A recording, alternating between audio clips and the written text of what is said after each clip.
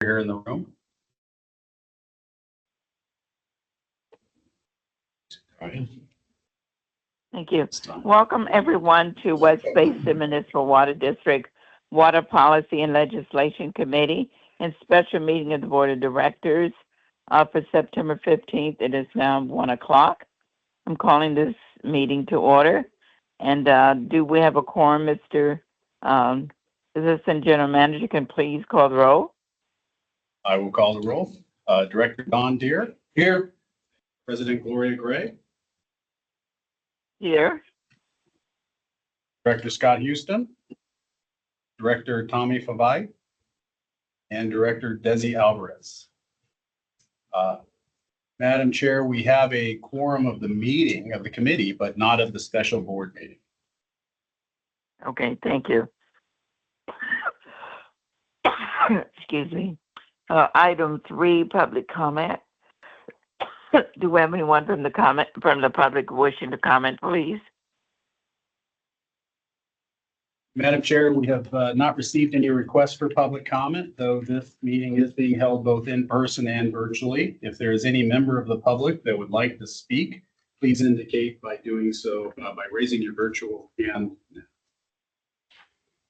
And Madam Chair, we have no hands raised.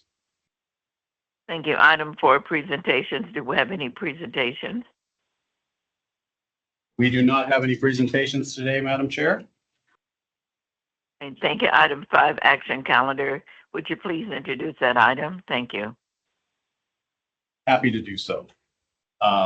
This is the only action item on the agenda today. We'll be discussing the Regional Urban Water Management Plan, consultant selection, and cost share agreements. Today we have Matthew V, the manager of Water Policy and Resources. And this item begins on page 3 of the packet. Thank you, Eric, and good afternoon, Chair Gray and Director Deere. As Eric indicated, this begins on page 3 of the agenda packet. I'll be running through some slides which begin on page 61 of the agenda packet. Thank you, Desiree. If we could move to the next slide, please. So to summarize this item before you today, urban water suppliers, such as West Basin, are required to develop and submit what's known as an urban water management plan, or UWMP, every 5 years. And this year's UWMP is due to be submitted to the state by July 1st of 2026. Now, the process of developing an updated UWMP takes several months, 6 months, 9 months, depending on the size of the agency, which is why we're bringing this item to you today. Our goal is to start our planning process in October next month so that we have plenty of time to meet the state submission deadline. Excuse me. This year, for the first time ever, West Basin staff is planning to coordinate its UWMP process with all 4 of our municipal retail agencies. That includes the city of El Segundo, the city of Inglewood, the city of Lomita, and the city of Manhattan Beach. We've actually been coordinating with these 4 agencies since February. We've held a number of individual meetings with each city to go over our vision and our process. We've shared a draft scope of the UWMP that we wanted to talk about with them, to discuss with them, get their feedback. We've invited them to be on our evaluation committee for the RFP that we issued. They'll be part of the cost share agreement that I'll kind of talk about later in the presentation. And then we worked through a number of their individual, we've gained their feedback from them. We've worked through any concerns or questions that they've had throughout the process. So it's been a long time coming, and I do want to thank Augustine Hahn on my team for helping to coordinate and plan out all this communication and partnership with our cities. So this process will allow us to streamline our efforts and to realize cost savings by developing plans concurrently. Staff recently conducted and completed a competitive RFP process, and we were very happy with the quality of the 3 proposals that we did receive. All of them are very much capable, and so again, we were very happy with the results of that. But with that said, staff is proposing to enter into an agreement with one of the firms who is Water Systems Consulting as the preferred vendor to provide UWMP support services for West Basin and our 4 city retail agencies. Based on that, our recommendation to this committee today will be twofold. One will be to authorize the general manager to enter into an agreement with WSC Incorporated for the development of the West Basin and participating retail agency UWMPs in an amount not to exceed $250,000. And also to authorize the general manager to execute a cost share agreement with each of the 4 participating retail agencies. Next slide, please.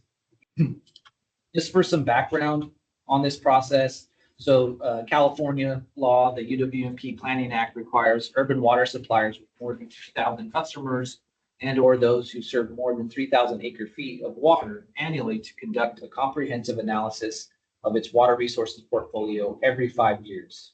Again, this will be due next year, next July. This includes evaluating our supplies, our demands, and making projections as to how water conditions, supply conditions may change up to 25 years into the future. This is a document that provides us with a substantial planning opportunities, allows us to work with our retail agencies. So it's something that's very important for us to do and to take serious when we go through this process. Agencies are also required to describe their demand management measures, which could include conservation, water use efficiency, our outreach activities, and other related efforts to minimize the amount of water that we're using. As part of this process, agencies must also update what's called our water shortage contingency plan. This was first required in 2020, but we now must look at that and potentially update it to reflect current conditions. The water shortage contingency plan defines water shortage levels and identifies corresponding response actions and procedures for reducing demand for water during mild to severe droughts or other water shortage conditions that may come up from time to time. West Basin and our retail agencies will also be required to evaluate our access and use of water sources under varying climate conditions, which includes normal years, dry years, and multiple dry year scenarios. There's much more work that's involved in putting together a UWMP that I won't talk about today.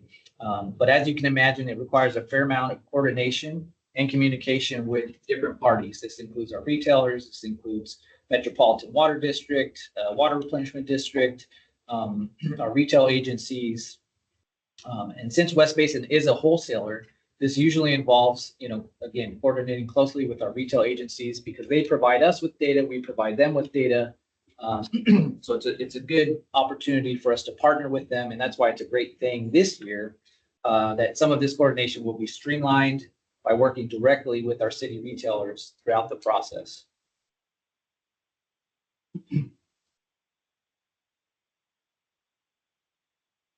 So 3 West Basin staff members, which included myself and Augustine, and then also 1 staff from our engineering team, conducted evaluations and scoring of the proposals that we received, which also included a 45-minute interview with each firm.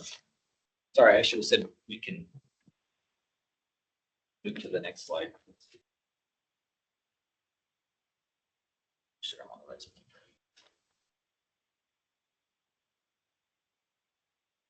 Okay, sorry, just to talk a little bit about. Just give me a minute here. I want to make sure I have my notes correct. Pages. We're currently on page 64 of the packet. Just want to make sure I got my notes correct.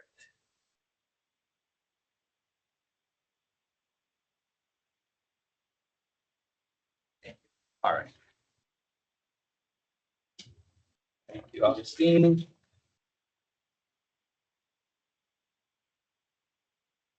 So yes, slide page 64 of the agenda packet. So as I mentioned, this will be the first time that West Basin engages in a true regional approach on its UWMP in conjunction with our city retailers.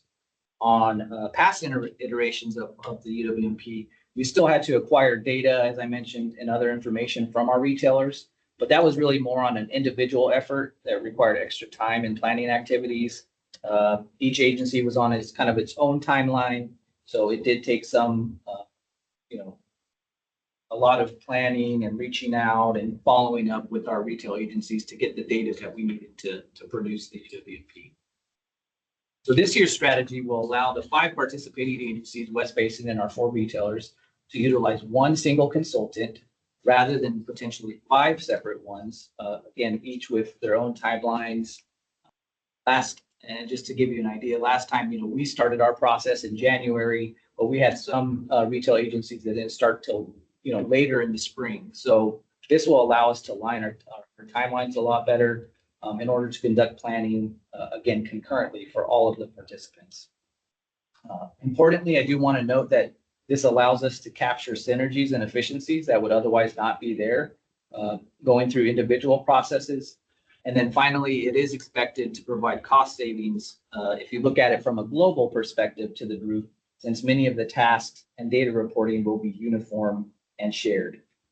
So based on this approach, West Basin will enter into a cost-sharing agreement with each participating municipal agency that provides equity to all of our city participants, and which will also allow West Basin to realize savings on its own costs related to the UWMP. Next slide, please. Okay, so now I'll talk a little bit about the procurement.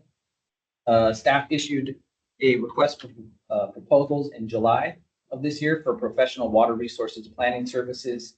As you can see from the slide there in front of you, we received 499 firms received the notice from us about the RFP.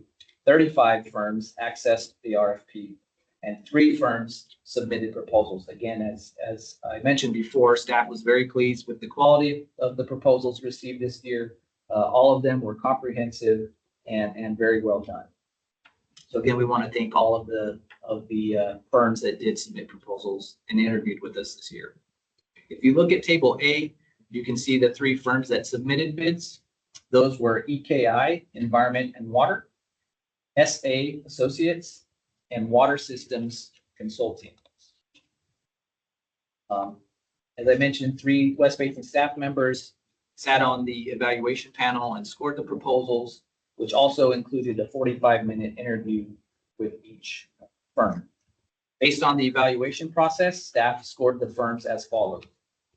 EKI came in at 98.34 points, which included no additional points for small business or local business certification. SA Associates, we scored at 101.02 points, which included a total of 7 additional points that they got for small business, local business, and small/local subcontractors. And then finally, we scored the highest was WSC at 107.38 points, which did include 3 additional points for small business certification. You can also see the price proposal for each firm, with EKI at $228,500, SA Associates at $310,668, and Water Systems Consulting at $249,667. Based on this process and our evaluations, staff is recommending Water Systems Consulting to provide regional urban water management plan development and support services. Our reasons for choosing WSC include the following. One of the big things that really stood out to us was that they have experience providing regional urban water management plan services to other Metropolitan Water District member agencies. In fact, they're currently doing that right now for both IEUA and Cayugas water districts. The importance of this experience cannot be understated. They have the process down. They know how to work with multiple agencies at the same time. And so they'll be able to effectively apply that experience to our own partnership in collaboration with our 4 cities. In addition, WSC also previously developed our 2020 Urban Water Management Plan and Water Shortage Contingency Plan. So they're very familiar with West Basin's unique supplies and demands, our portfolio, and they'll be able to hit the ground running for this year's endeavor. This is very important, as it will require less time for WSC to come up to speed with West Basin and our retail agencies in order to make that July 1st deadline to submit all of our UWMPs. They've also assisted West Basin with our annual water supply and demand assessments. So they have a more recent understanding of where our supplies and our demands have been for the past several years. And then just more in general, WSC has a great team that I had experience with personally working the last time, worked with them for about 6 months on our last UWMP. They have a great team that'll manage the process throughout. This not only includes the primary project managers, but they also have a number of other support personnel who assist with other aspects of the project that'll take away some of the burden from West Basin and our city retailer staff. During the interview, WSC also mentioned that they take an approach where they budget for a certain workload to ensure that their clients are, all provided with the time and upfront planning that's needed to give a successful project. So we feel very comfortable that they're going to give us and our city retailers the time that we need to provide them with the data, to allow them to do the analysis, to meet the state's deadline. We feel very comfortable about that. Finally, we believe that WSC offered the best value through its proposal.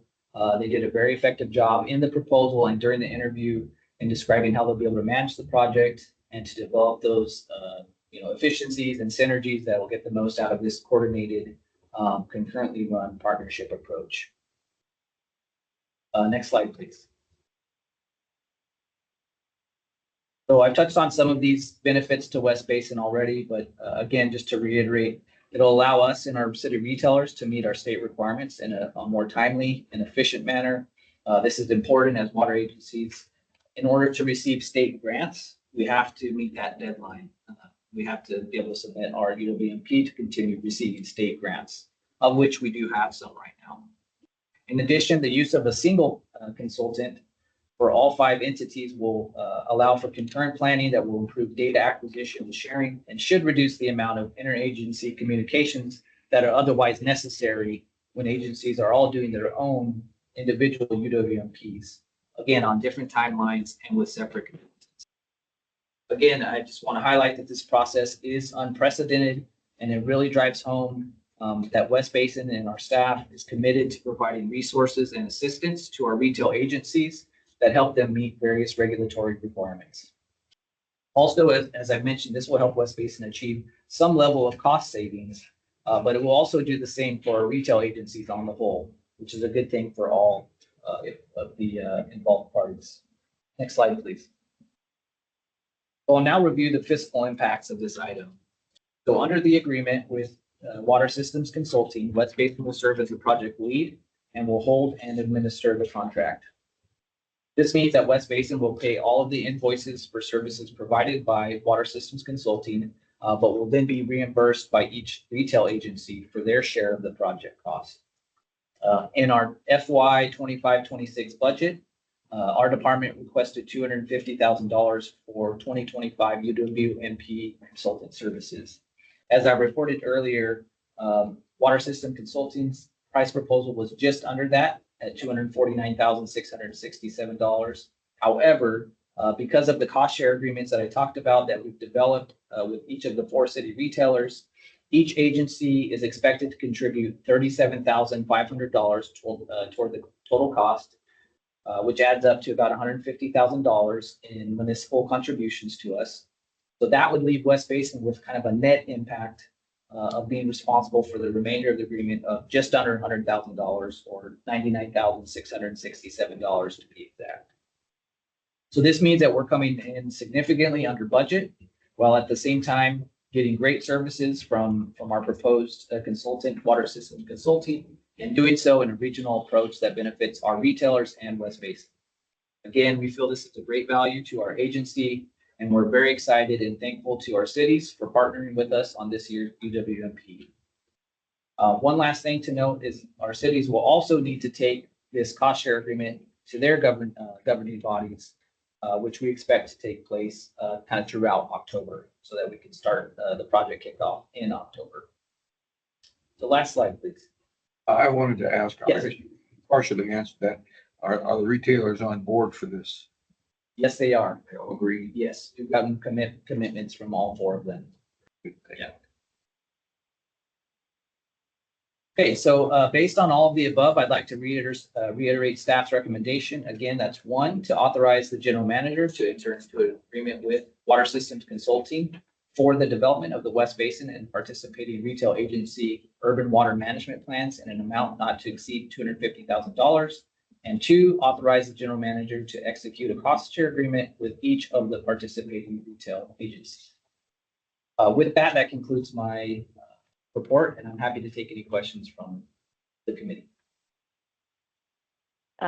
Thank you so much for the presentation. Don, did you have any additional questions, Director Deere? No, I don't. Thank you. I agree with the recommendation though. All right, thank you. My comments are, I really support the regional model, and certainly the input from the retail agencies. I don't think I should support the recommendation only because at this point I need to make sure that I can do that because of my relationship with the city of Inglewood. But I do support what you just presented this morning, but in terms of a formal action, I need to probably ask that you consult with our general counsel whether or not I can take a position on this item. So with that, I have to not give you my support for the recommendation this morning. That's So, fine, President Gray. Eric? Yeah. Just going to Go on. add that we can, sorry. we can move this item to the board without a committee recommendation, and we'll follow up with BBK to determine whether your vote on Monday, whether you should abstain or not. Yes, because these cost sharing agreements have not been shared with the cities yet. I know you said you have the commitment, but it has to be on the council agenda for the cities to actually confirm that they are part of the agreement, right? Yeah, that's right. We would be seeking our partners, specifically the City of Inglewood, to bring this before their council in October. Okay. And so you All right, would effectively, sorry, you Go would on. be effectively asked to review both from both sides, and that may be an issue. Yes, if you could just let me know before the board meeting, please. But thank you, Eric, for briefing me on the item yesterday, and I certainly support a regional approach. It's very beneficial, and collaborate with our retail agencies make good sense. The cost sharing part is very beneficial to all agencies. So with that, if you just move it forward without a recommendation from the committee, only for those reasons, okay, that I need to check to make sure I'm able to vote on it. Yep, understood, Madam President. We can plan to bring this as an action item on the Monday board calendar and our agenda, and we'll go through the motions again at that time. All right, thank you. Mr. Vice President, is that okay, Mr. Vice President? It's fine. Okay, all right. Can we go to the next item, please? And thank you. Was it Augustine that made the presentation? That was Matthew Bay, the manager, with support from Augustine. All right, well, both of you, thank you very much. Very thorough presentation from both of you, and thank you so much. And so with that, if we can move to the next item. Thank you. All right, Madam President, we are moving into the information calendar.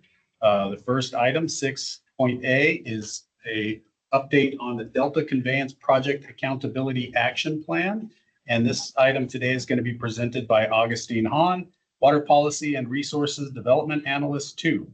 The presentation begins on page 69 of the board packet. Thank you, Eric. Good afternoon, directors. As Eric referenced, the staff report will begin on page 69 of the packet with the slides beginning on page 82. And as Eric also mentioned, this is an informational item that is related to the Delta Conveyance Project Accountability Action Plan. So if we could move to the next slide. Just in summary of this informational item, on August 6th, Governor Newsom and DWR released the Delta Conveyance Plan Accountability Action Plan, the Delta Conveyance Project Accountability Action Plan.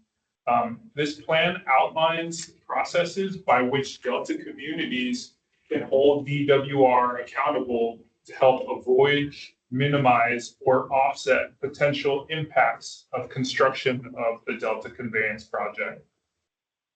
I should just briefly mention that last month, the board considered and then eventually supported the Delta Conveyance Project streamlining effort.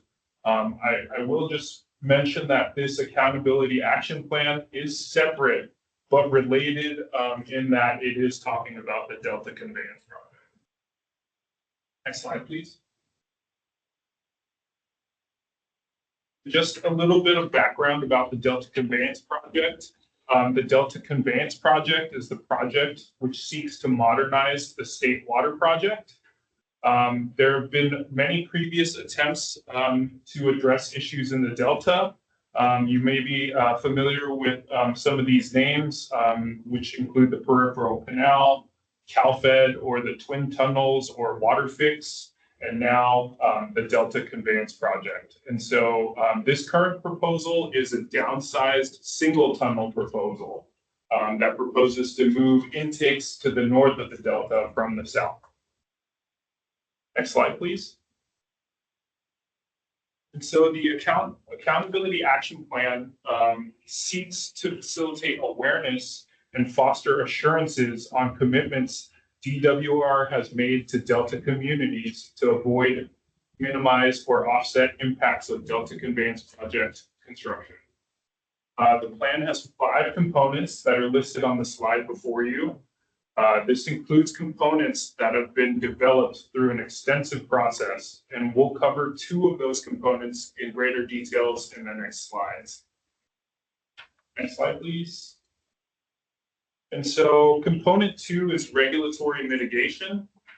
This refers to the mitigation, monitoring, and reporting plan that has been identified in the CEQA process, which began in 2020.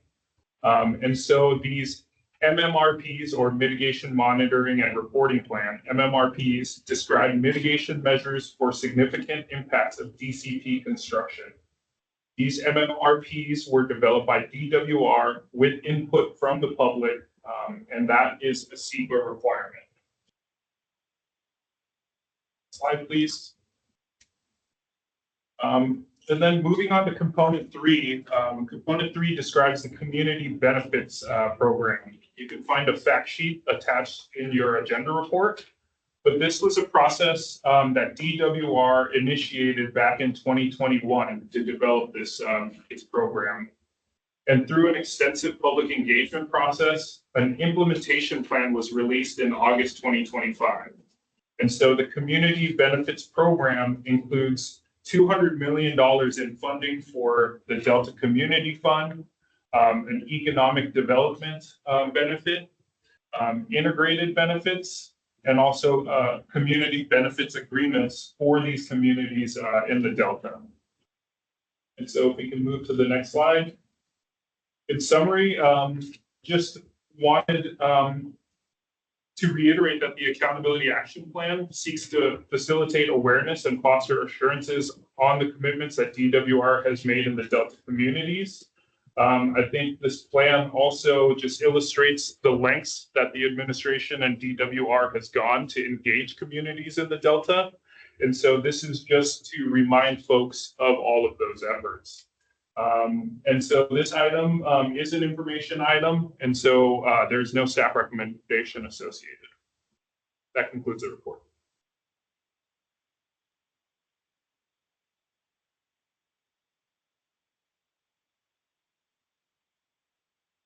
Madam Chair, that concludes the report on Delta Conveyance Project Accountability Action Plan. Let's go to the next agenda item. Thank you. Any questions, Director Deere? No, thank you. I think, can we move to the next item? Thank you so much. Happy to do so. Item 6B today, Madam Chair, is the monthly state and federal legislative update. Augustine Hahn will present this one again, and This this item begins on packet page 89. Thank you, Eric. Directors, I'll direct your attention to these slides, which begin on page 125. And so this update, just wanted to preface this date update.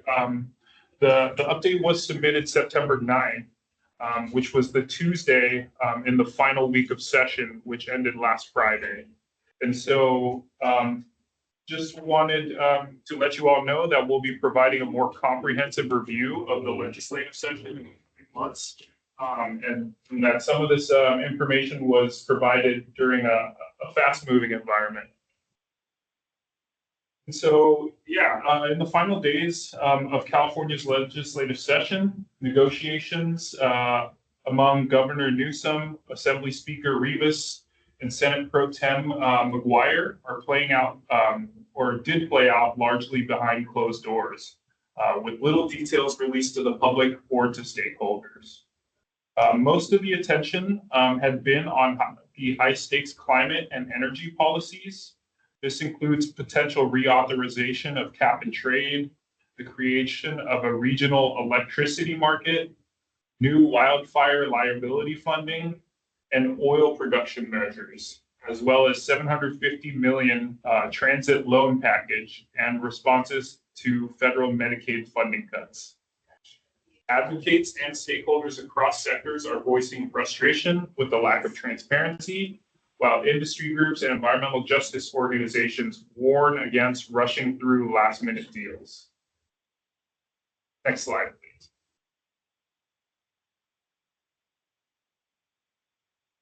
We moved ahead too quickly. But as legislature returned last month from their month-long summer recess, they quickly got to work approving Governor Newsom's proposal for California to enter the national redistricting fight. More back or forward? One more forward, please. Sorry. On August 21st, Newsom signed legislation advancing Prop 50 to the November 2025 special election. The move is a direct response to to President Trump's push for Texas Republicans to redraw their maps.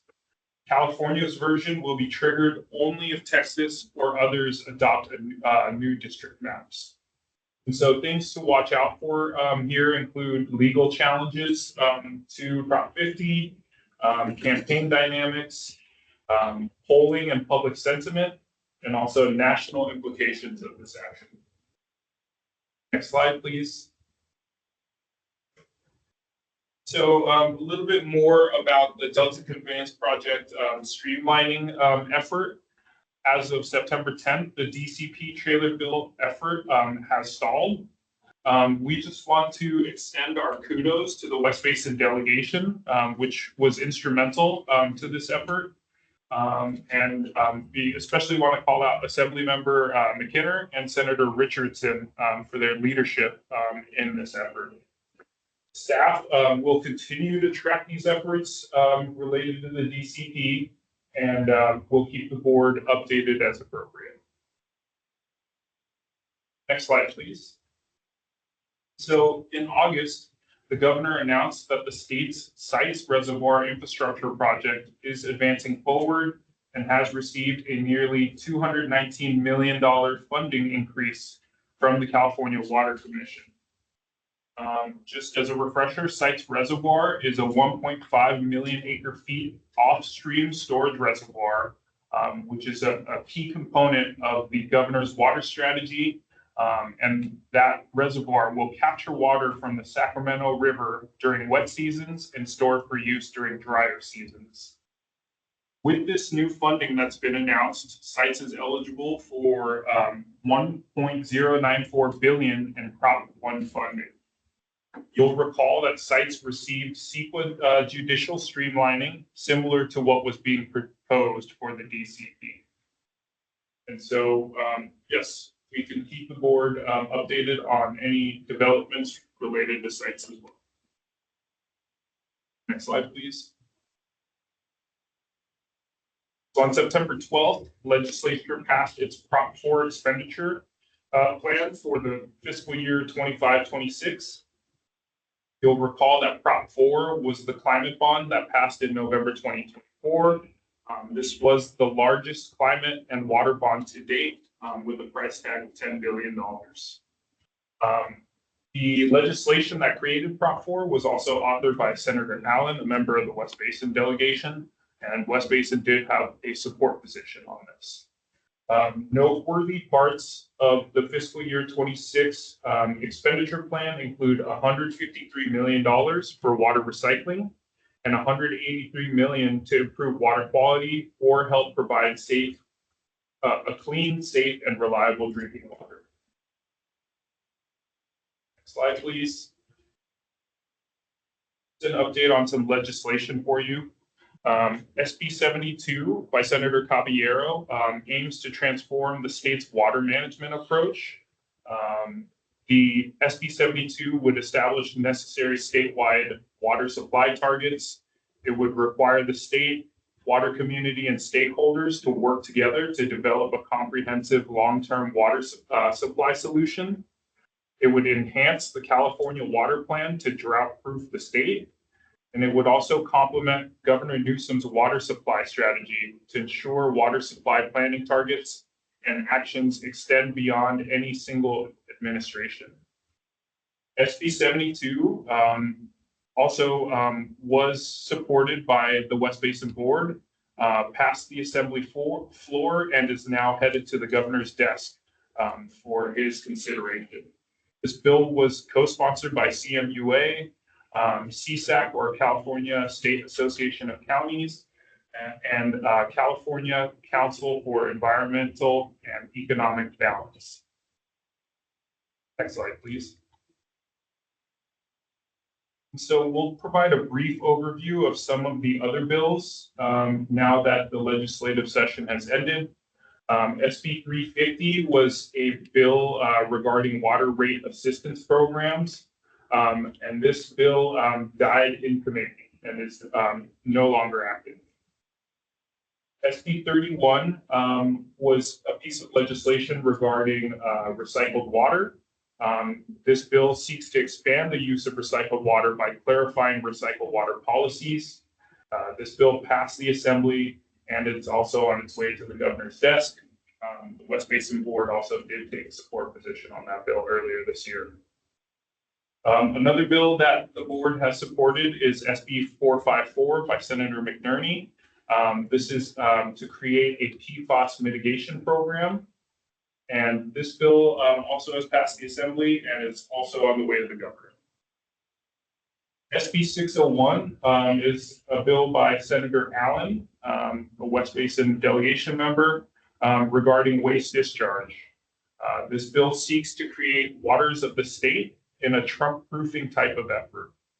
Staff has been tracking this bill closely throughout the year, and despite several amendments, it was made a 2-year bill in Assembly appropriations. So one to keep an eye out for next year.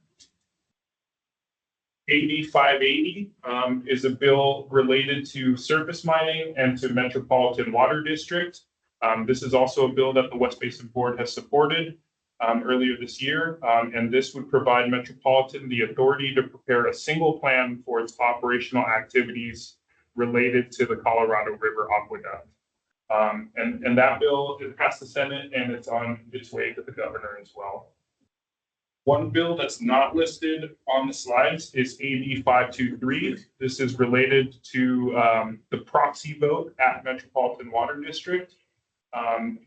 And so this would be a policy that would allow the single representative member agencies to utilize a proxy for some of the board actions. And so this bill has passed the Senate and is also awaiting the governor's action. That concludes the state report. And so I can pause here to see if there's any questions.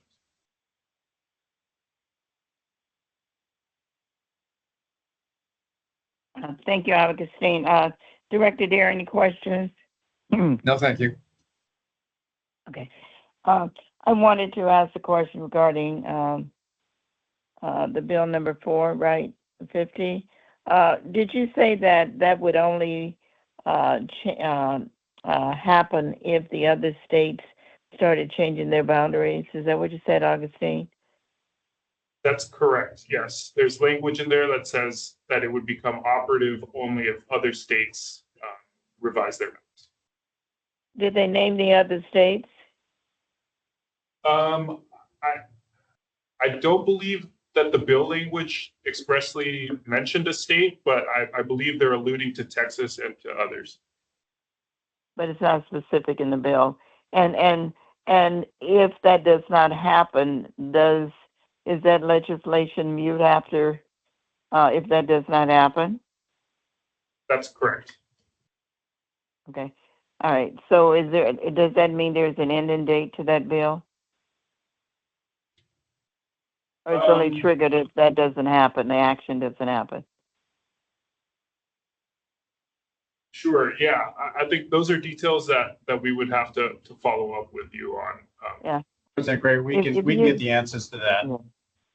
Yeah, because I have a number of constituents that are asking that. I mean, that's a real, a bill that's very popular and people want to know about it. So if you could let me know, I would appreciate it. And perhaps Director Deere would like to know too, or the rest of the board, I don't know. But I am getting those kinds of questions regarding it. Thank you. Those are my questions. Thank you so much for the presentation. Very thorough, though. Thank you. If no other questions, we can go to the next item. I think it's MWD report. That's the last one. Madam Chair, that was, we were pausing for state questions, and we're prepared to move forward with the federal portion of this update.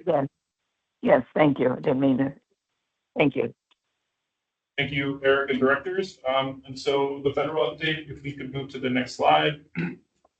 Yeah, so House members and senators made their way back to Washington on September 2nd after their month-long recess. And GOP congressional leaders are faced with contending a litany of thorny political fights. At the top of Congress's to-do list is reaching an agreement to fund the government beyond the current September 30 deadline. The House and Senate have less than a month to reach an agreement on a stopgap bill to avert a shutdown. Another challenge that GOP House leaders will need to address is beating back an effort by a group of conservative conference members who are irked by the administration's reluctance to release more details on the Jeffrey Epstein case. A bipartisan House duo is circulating a measure to force the release of more materials, an effort that could further disrupt the legislative calendar. Further, National Guard troops and other federal law enforcement officers continue patrolling the streets of Washington, D.C. after Trump invoked the Home Rule Act to federalize the city's police department. Congressional Republicans are developing a comprehensive crime bill at Trump's behest. This is his latest effort to push the issue to the political foreground. Next slide, please.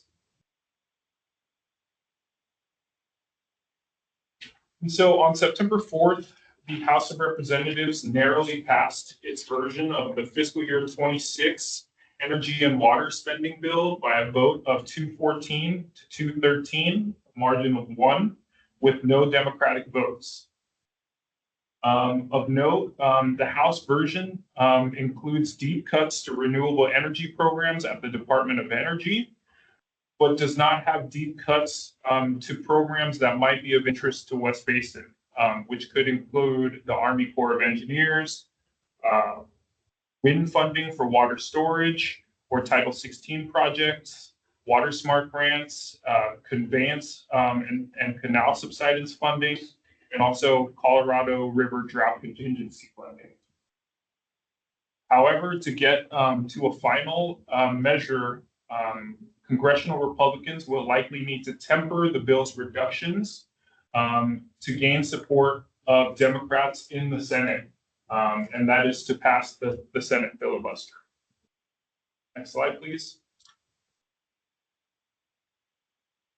So an update regarding the Colorado River.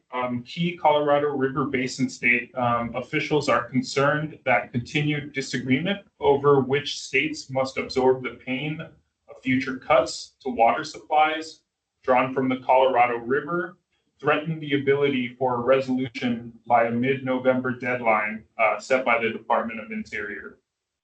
The divisive warnings come in the wake of some progress this summer, in which all 7 states coalesced around a plan known as natural flow, or sharing water supplies based on recent water records rather than historical figures.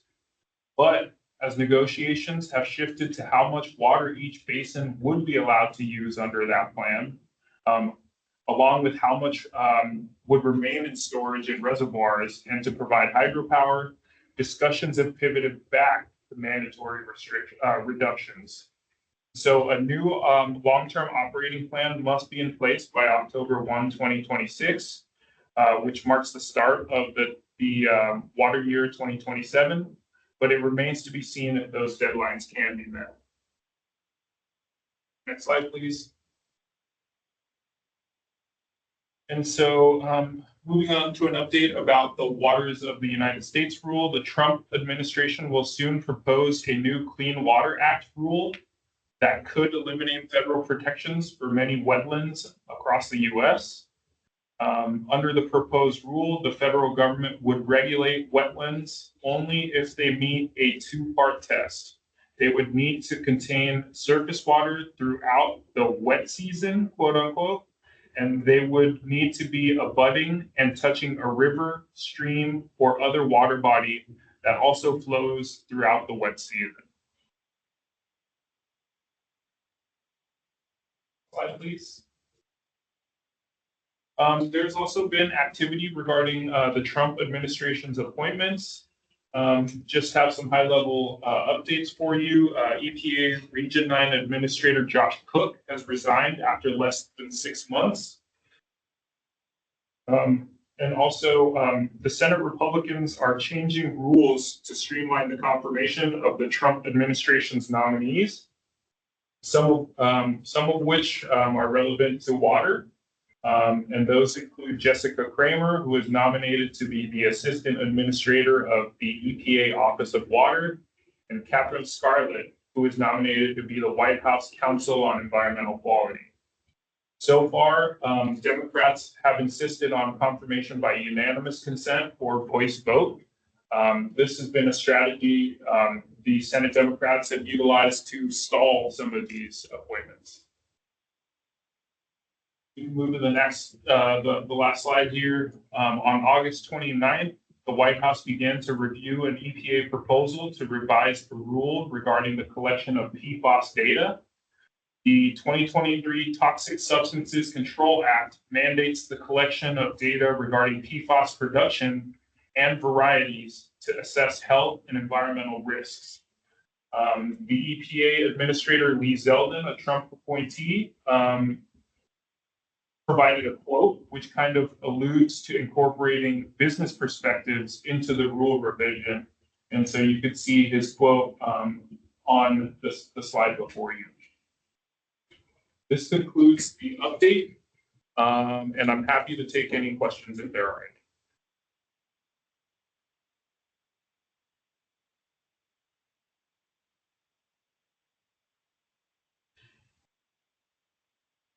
You there, Gloria? I lost the chair. Yeah, lost her. Well, let's continue on with the agenda. I'm sorry, I'm Thank you for here. that report. Thank you. Thank you, Don. Okay, there she is. I'm sorry. Please continue. Sorry. Did have an update on the question that the chair asked regarding Prop 50. If that's okay, I could provide a response, Chair Gray. Yes, please. Okay, so there was a legislative package that the legislature worked on over the summer.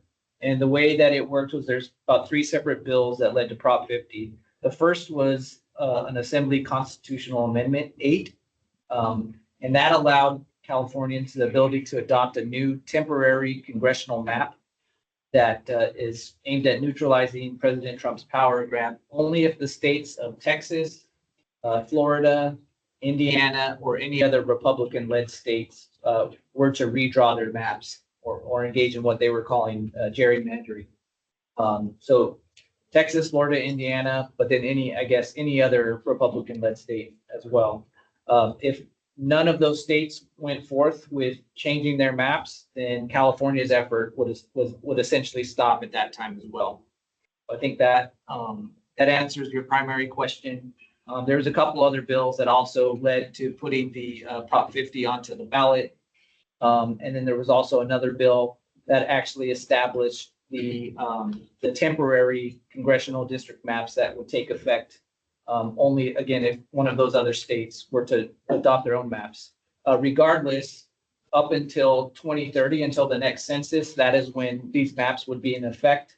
And then after that, in 2031, with the new census data, it would go back to an independent commission to adopt the new maps going forward. So that's kind of the timeline there. Okay. Eric, could you send that to me in an email, please, or someone? Yep. Yep, we'll take care of that. Thank you so much. Director Deere, do you have any questions? No, I don't. Thank you.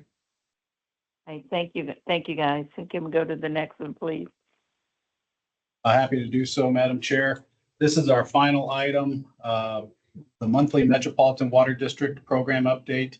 It is going to be presented by Tammy Herlahai, Senior Water Policy and Resources Analyst. And I would just note that it's about 10 minutes before the 2 o'clock hour. Thank you, All Eric. right, thank you. Go on. Yes, good afternoon, Chair Gray, Member Deere. Happy to provide this report to you, the basic update on activities of the Metropolitan Water District.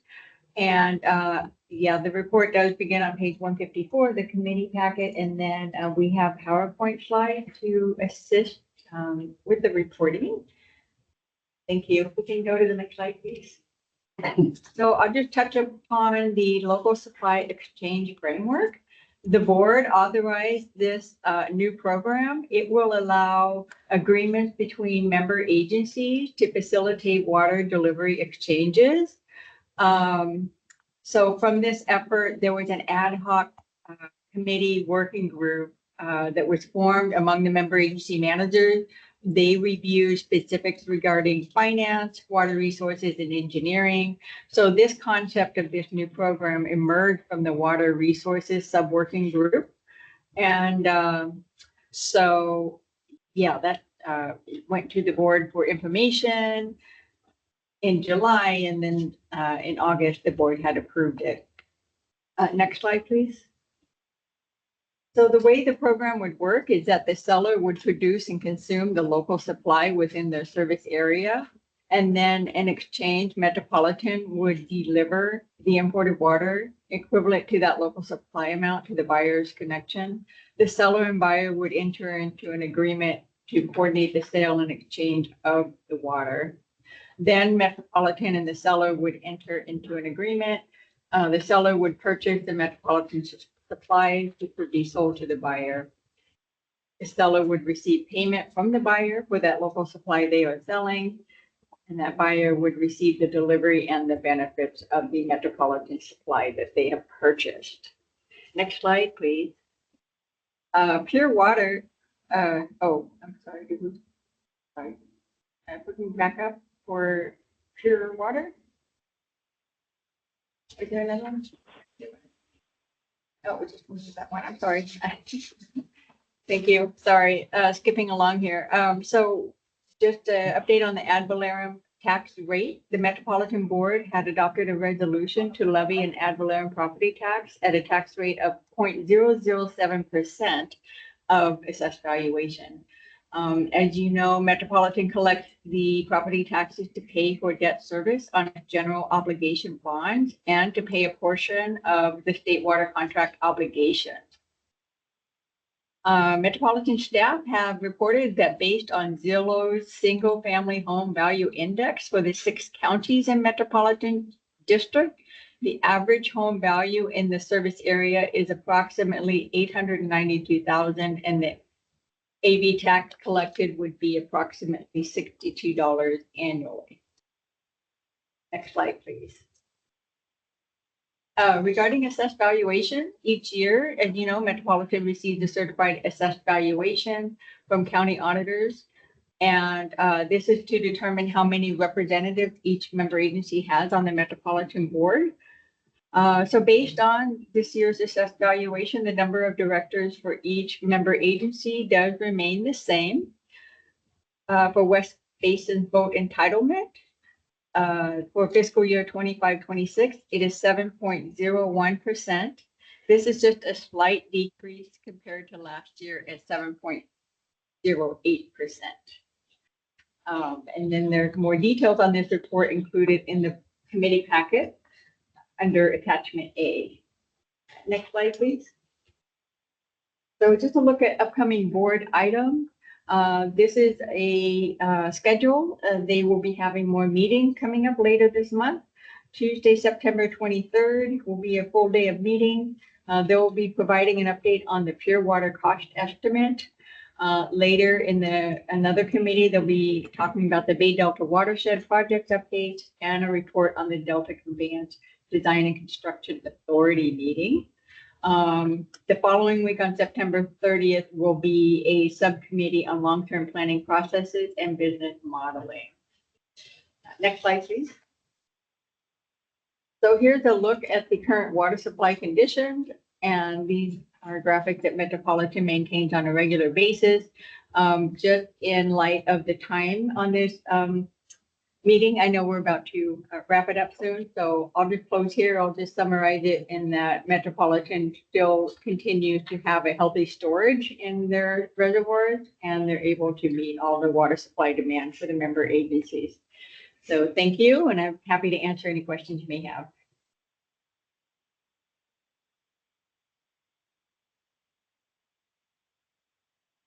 No questions here. Gloria?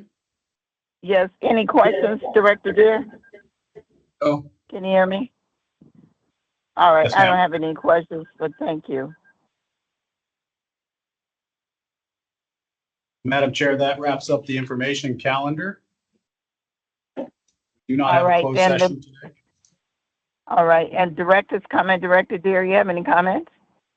no, thank you.